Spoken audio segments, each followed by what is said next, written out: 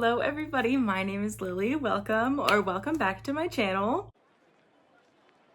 So today is September 1st, so you know what that means. August wrap-up time. This one should be short and sweet today. I only read 5 books in August, so without further ado, let's get into the wrap-up. Actually, pausing. Y'all already know, drink of the day, Coke Zero, vanilla. I'm afraid it's gonna explode on me, actually. We're safe.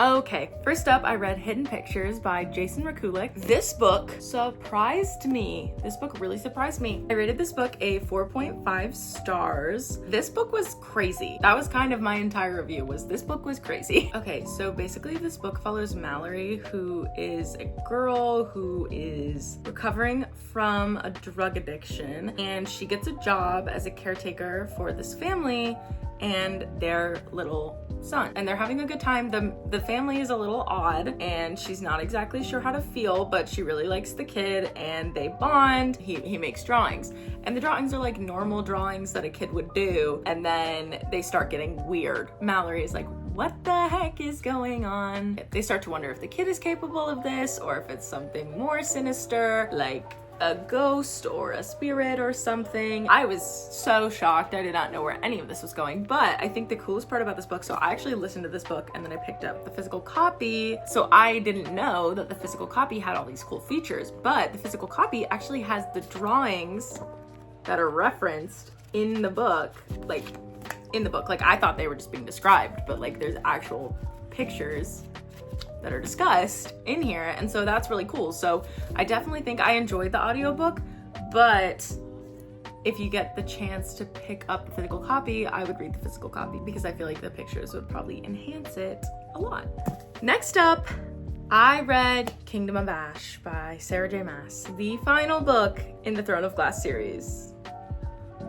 I love and hate this book. It made me cry a lot. So I love this book. I gave this book a 5 stars. Is it my favorite in the series? No, it wasn't my favorite in the series. Is it my second favorite? Yeah, probably. My favorite's Tower of Dawn, but I gave this one 5 stars just because I felt like it was such a good ending to the whole thing, and like everything that we had just experienced over the past 8 books just came to such a nice wrap up in this one. I was just like sobbing my eyes out for more than half this book, I would say. There were a lot of things that I had been spoiled on. There were a lot of things that I thought I was spoiled on. There were a lot of things that I had no idea about at all. I loved this entire book. I loved every second of it. I felt I didn't want it to end. Like I didn't want to be done with this world and these characters. As soon as I finished it, I was like, okay, I'm ready to start back with Assassin's Blade. I can't say anything. You know what? I can. I'm gonna do a spoiler section. If you haven't read this book and you want to, or if you haven't read this series and you want to, skip to this part in the video because I want to talk about this book for a second. Okay, hopefully they're gone if they don't want to listen. If you've read this book, first of all, I was absolutely flabbergasted. First of all, I did not expect Fenris to make me cry so much, but like he became probably my favorite character, maybe second favorite character. I ranked them all, I don't remember, but like, no, second favorite character. His loyalty and determination, like that stuff made me sob, and maybe it's due to the fact that I love wolves and they're my favorite animal, and so I really enjoyed his character, but I don't care. I loved him and I'm so happy he made it out alive. Second thing, Gabriel did not have to die. That was stupid. That made me so mad. That made me so angry that he did that. Like, I understand it was the sacrifice, but he literally didn't need to do it. I get why he did, but I feel like they would have been okay if he had lived. But I thought Lorcan was gonna die, and I was not about to be okay with that.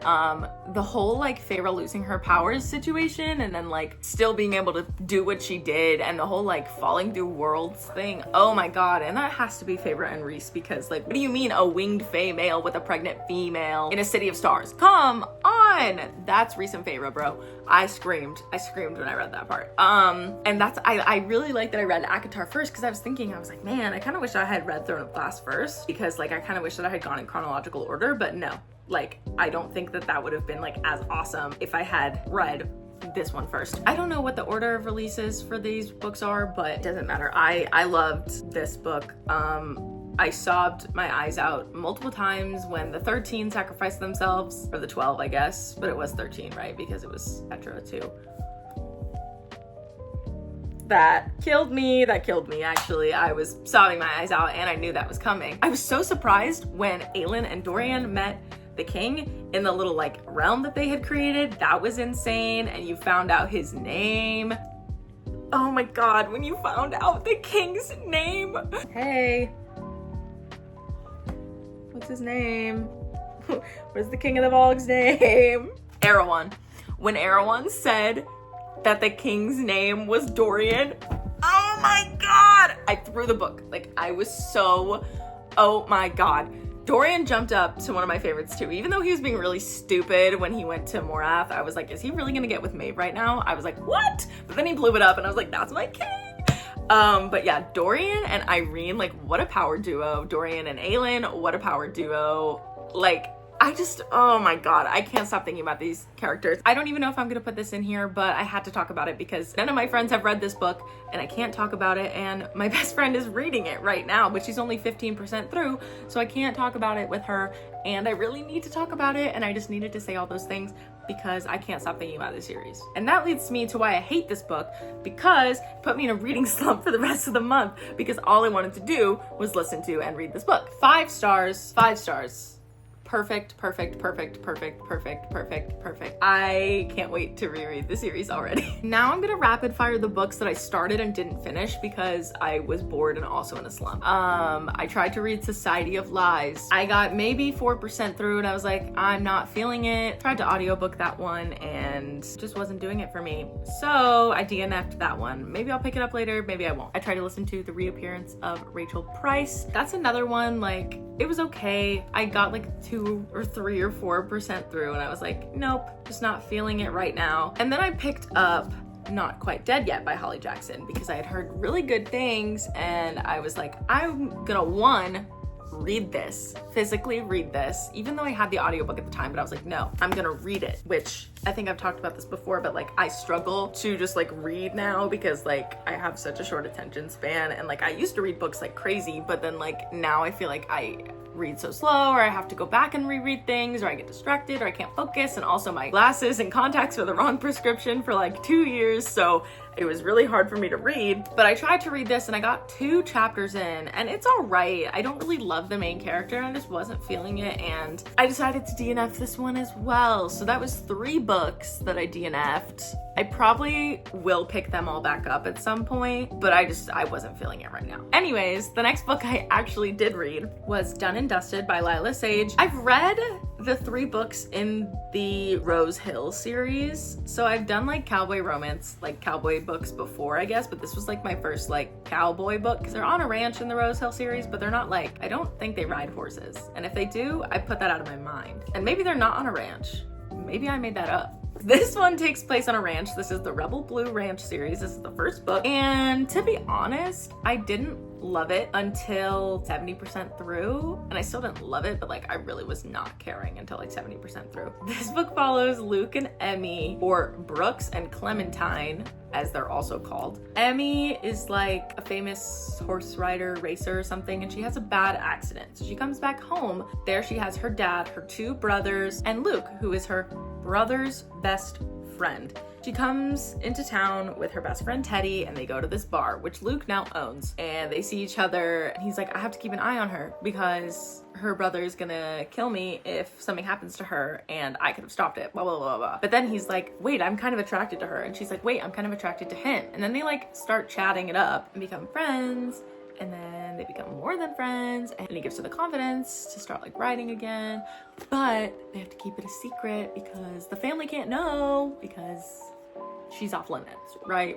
It was fine. Like, I just didn't really have that much of a connection to them. And I'm guessing the other books in the series are about her brothers and her friend, and I'm excited to see where that goes. But yeah, I don't know. Like, I didn't really have like a super strong connection to these characters. I think I rated this at 2.75. It was all right. I will read the rest of the series though. Then I reread Beach Read by Emily Henry. This was my first Emily Henry book that I read back in 2022. It still is my favorite. I think it's so good. I was laughing out loud. I literally love the characters so much. January is kind of getting on my nerves a little bit this time around. Like sometimes I was like, oh my god, why is she like jumping to conclusions? But then like they would talk and she'd be like, oh my god, I was crazy. And I was like, yeah, and that's what I was thinking.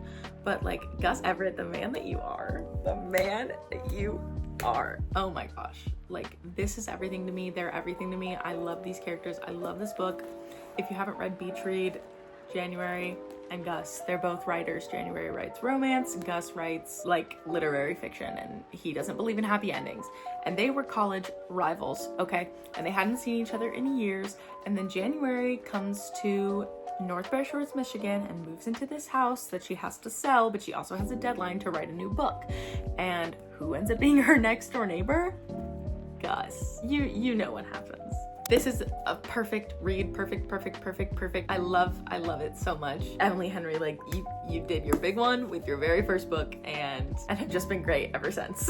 I don't know if I said it, but I rated this 5 stars again. And then my final book of the month was a book that I was originally reading because I was gonna audition for the play, and then I was like, actually I don't have enough time to do this play, so I'm not gonna audition for the play, but I had already started the book, but I've been wanting to read it anyways for a long time. And that book is 1984 by George Orwell. I gotta say, I didn't love it. And by didn't love it, I mean I rated it 1 star. And let me tell you why. I rated it 1 star because I like character and I like plot. And I felt like this book had 0 of that. This book was essentially just world building to tell the story about like the climate that they live in. Everyone kind of has to follow the big word of the big brother. They change the way history is, and they speak new speak where they get rid of all unnecessary words. And it's kind of just like very dystopian, very scary. War is peace, freedom is slavery, and Big Brother is always watching. And basically they're saying that like it's better this way because if you think for yourself, bad. And I understand like the point that this book is making, and I get why it's a classic, but I just found it so boring. It was interesting, especially at the beginning, to like read some of the stuff. I was like, wow, that's really scary. I hope that doesn't happen. Yeah, but other than that, like I just didn't really like it. I found all of the characters unlikable, which I think is the point, and I couldn't wait for it to be over, honestly. There is a part in the middle of this book where the main character, Winston, is reading a book about the history of their current world, right? He's reading this book. His girlfriend comes in. He says, let me read this book to you. He starts over, and when he starts over, we also start over. He reads the whole thing again. I was like, are we seriously gonna go back and redo this again? Yeah, I almost stopped it right there. I get what it was trying to do. I know it's a classic, but like it wasn't my style. Yeah, that was my August reading wrap up. A little bit of a slow month. Thank you, Kingdom of Ash. But hopefully September we'll have more. I hope you enjoyed. If you did, leave a like, comment, subscribe, and I'll see you in the next one. Bye.